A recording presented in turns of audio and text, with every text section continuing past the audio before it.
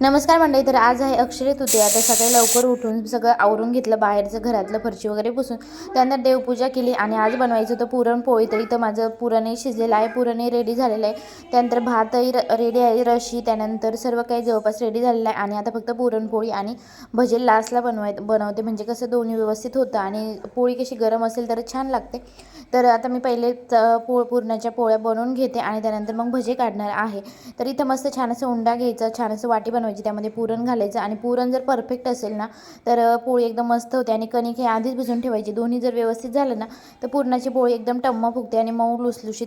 त्यानंतर मस्त इथं माझी पुरणपोळी टम्म फुगलेली आहे, दोन्ही बाजूनी तूप लावून छान भाजून घेतली. आणि आज मस्त असं आमरस, त्यानंतर पुरणपोळी, भजे, कुरडई, रशी, त्यानंतर भात असं काही जेवण बनवलं होतं.